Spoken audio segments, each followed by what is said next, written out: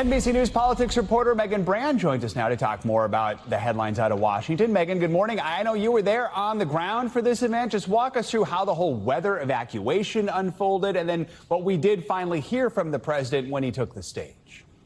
Hey, Joe, good morning. Yeah, right around the time that the event was supposed to ultimately kick off, organizers announced that it would have to be delayed. People would have to evacuate because of the weather. We could see dark clouds and lightning rolling in over the White House toward the Washington Monument where this event was taking place, and people had to seek shelter in buildings nearby. Now, people who our team spoke with seemed pretty determined, though, to wait it out, to try to see if the event would resume. Many of them had traveled in from outside of D.C. specifically to try to attend this event. Now, about 2 hours later, organizers had announced that people could start to head back to the event, that it would resume. Ultimately, President Trump did take the stage, and during his speech, he walked through moments in American history. He highlighted special guests, people like a World War II veteran, for example, astronauts as well. And he also highlighted parts of his agenda, things like pushing for the Save America Act, which, if passed, would reshape how elections are operated in the U.S., though that does not have enough support right now to make it through Congress. During his speech, too, President Trump had framed communism as a threat and referring to it as a cancer as well, Joe. Saturday's festivities were also marred by just a highly controversial moment. A white supremacist group was seen marching through the streets of D.C. What happened there?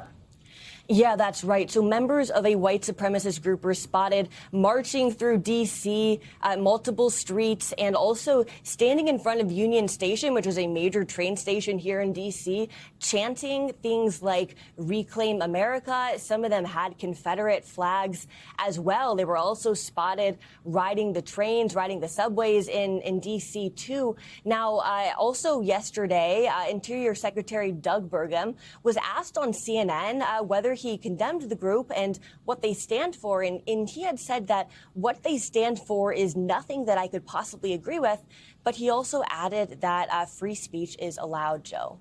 Let's get to some other news, Megan. We're learning new details about the company that's expected now to repair the Lincoln Memorial reflecting pool. This is a saga that has been going on for weeks, but walk us through what's raising eyebrows now.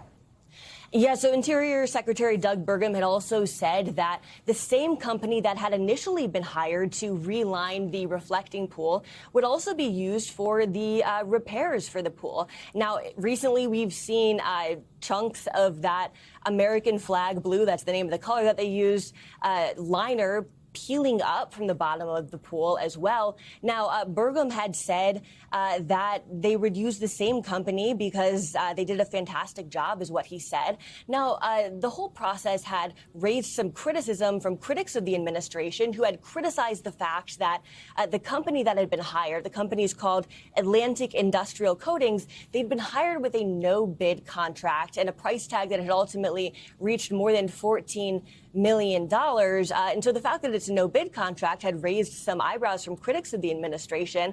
Also separately, the reflecting pool recently has also separately been plagued with algae that has turned the reflecting pool recently bright green, Joe.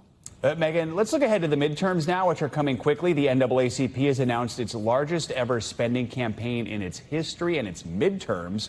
Walk us through the plans to try and mobilize black voters for this upcoming election, especially in the wake of a key decision by the Supreme Court. Yeah, that's right. So this is a major spending campaign. The NAACP had announced a $20 million Get Out the Vote campaign across more than a dozen states, including states that are going to be really important to watch for the midterm elections this fall. Places like Georgia and North Carolina and Texas, which all have really important Senate races to watch. Now, this comes right around the country's 250th anniversary, and also, as you mentioned, comes in the wake of a Supreme Court ruling that had effectively weakened the Voting Rights Act. So this is also to respond to that, the group had said. Now, as well, the spending includes efforts to recruit 20,000 volunteers and also to buy advertisements on black radio stations, Joe. While we're talking about the midterms, we want to get to an unusual saga brewing in the Alaska Senate race. Incumbent Republican Senator Dan S. Sullivan facing a challenge from a man with a Very similar name, Dan J. Sullivan. NBC News is learning federal and state prosecutors are investigating a possible conspiracy to confuse voters. Real quick, Megan, what can you tell us about this? Yeah, that's right. So that is according to two people with knowledge of the investigation who are saying that there is an investigation underway into whether the challenger, Dan Sullivan, who's running, could be part of the conspiracy to confuse voters. Now, the incumbent, Dan Sullivan, has said that this is part of an attempt to try to confuse voters to potentially split their votes. But challenger Dan Sullivan says that this is a legitimate campaign.